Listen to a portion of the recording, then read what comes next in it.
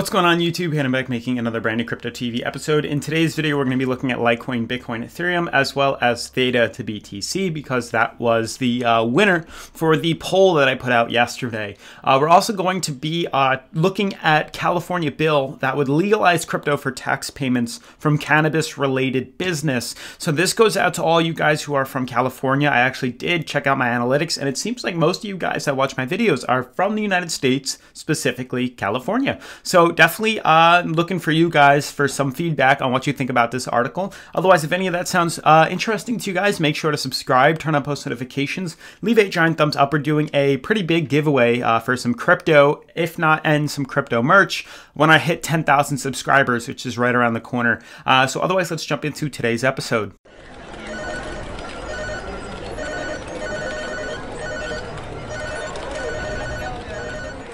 So guys, I'm on the current coin market cap and I did refresh the page, and as you can see, we have a market cap of 133 bill, 24-hour volume of 31.8, and a Bitcoin dominance 51.6. We do see, again, a similar Bitcoin dominance compared to yesterday. We also see a kind of similar, 24-hour volume and a lower market cap, which is definitely very interesting. We're definitely seeing some consolidation, which isn't really surprising in my, in my case or what I see. So looking at these top 10 cryptocurrencies, you guys can see only 2 out of the 10 are in green, only up by 3 to 2%. I may end up switching to Binance Coin later on, and I will explain why in a little bit.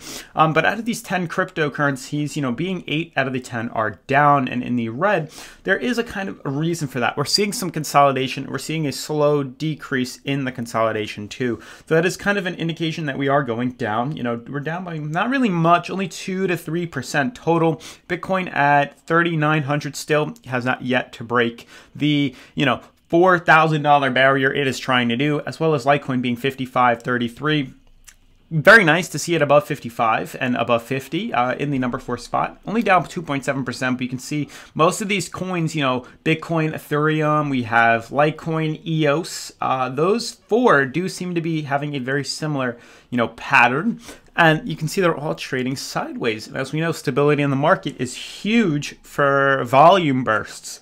So shifting our focus now to this new article. Before we jump into that, guys, if you're new to the channel or you haven't yet signed up for the ABRA exchange, it's the second link in the description. Very easy. They're doing a promotion right now. All you have to do is sign up with that link, deposit $5 from your bank account into the exchange, and they will send you free $25 of Bitcoin. It's that simple. We've had over 100 people now do this, so shout out to you guys. Hopefully you got your $25. I believe most, if not all of you have, so shout out to you. That's awesome. And take advantage of it. Otherwise, you could just put it right back into your bank, the 25 and your 5 right after. So it does help support the channel, so I do appreciate if you guys do that. But otherwise, moving on to the article of discussion. So this is pretty big. And I know a lot of people have asked me to also include the article, as I discuss. So I'll do that as well. But Cointelegraph discussed California bill would legalize crypto for tax payments from cannabis-related businesses. Now, I'm not sure how many of you guys, smoke marijuana, use marijuana, or aware of marijuana. I believe most of you should be if you live in California.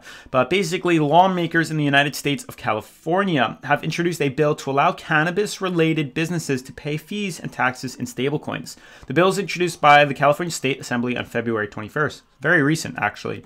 The Assembly Bill 953 would allow the state, city, and county tax offices in California to accept stablecoins, cryptocurrencies pegged to a physical asset or a fiat currency, from cannabis-related companies seeking to pay their excise or cultivation taxes with effect from January 1st, 2020. So this is what it says. The bill would authorize that city and county in determining that method to either accept stablecoins directly into a digital wallet controlled by the jurisdiction of a third-party digital asset payment processor that would allow immediate conversion of any payments made by stablecoins into US dollars and deposit into an account of that jurisdiction. So to sum this up for you guys, what exactly are they referring to?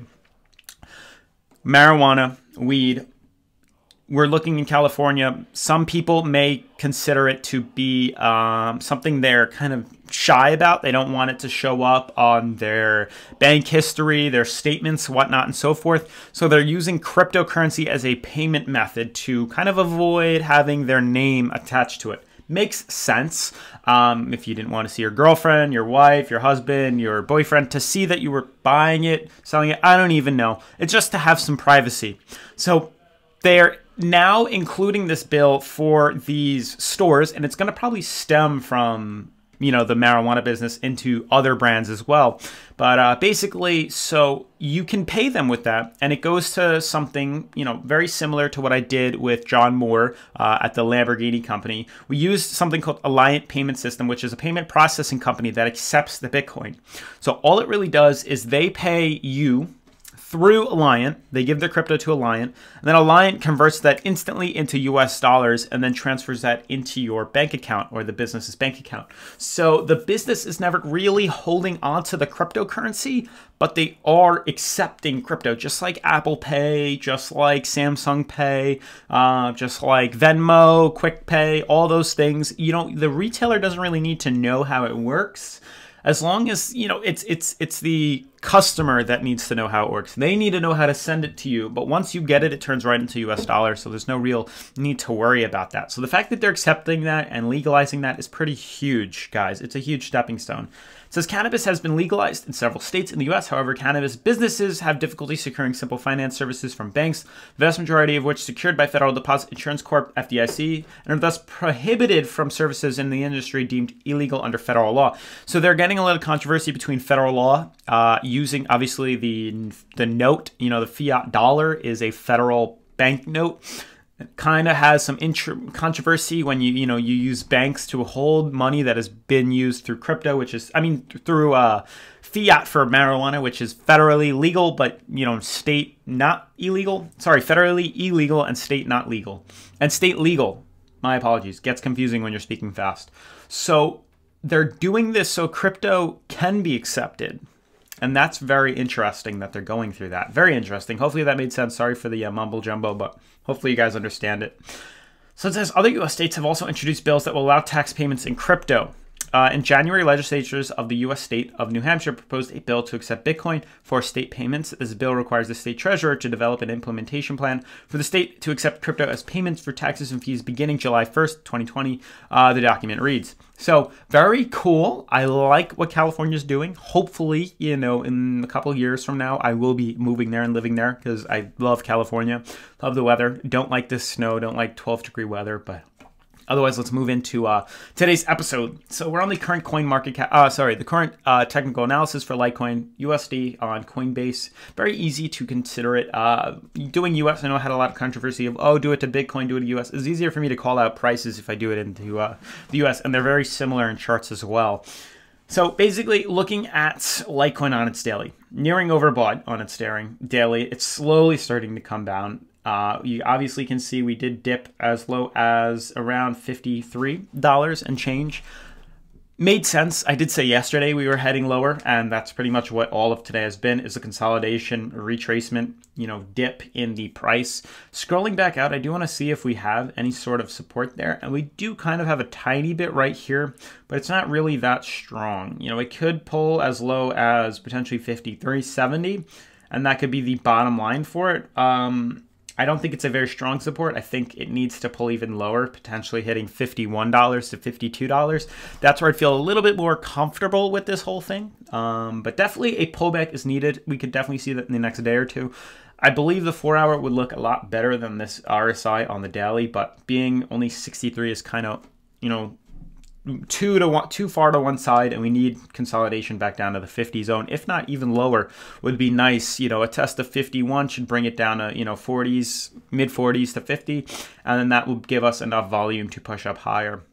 We're probably nearing oversold on the 4-hour. No, actually we're not. We're actually at around 50, 45 to 50 on the RSI for Litecoin's 4-hour charts, which is another indicator that we do still have plenty of room to pull back lower. It is stable, so we could see just some sideways manipulation, some sideways trading, but a nice pullback down to $51, retesting the green band on its high-low MMA for its 4-hour chart, which seemingly is right there, tied up in with it, would be a beautiful, healthy correction, and then we could start to lead up to the higher levels, potentially $60 Litecoin. Moving on to Bitcoin, guys. Bitcoin is definitely having some interesting patterns right now. So as we can see, Bitcoin is tied in right now with not only its year-and-a-half downtrend, it is tied in with its, high-low MMA.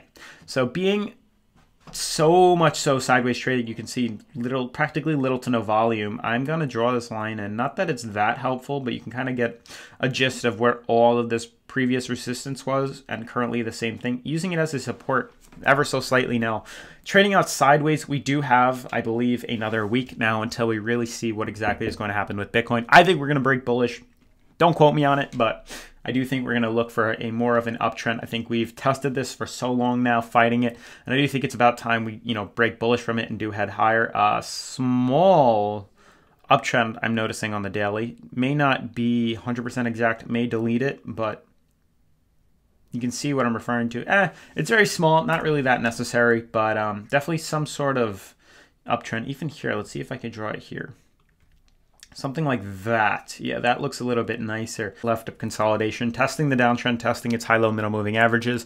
We're going to see whether or not it has enough volume to break bullish. The fact that we're seeing this sideways movement is a massive indicator for some sort of big move to happen. You can clearly see back over here, we saw the same exact pattern happen.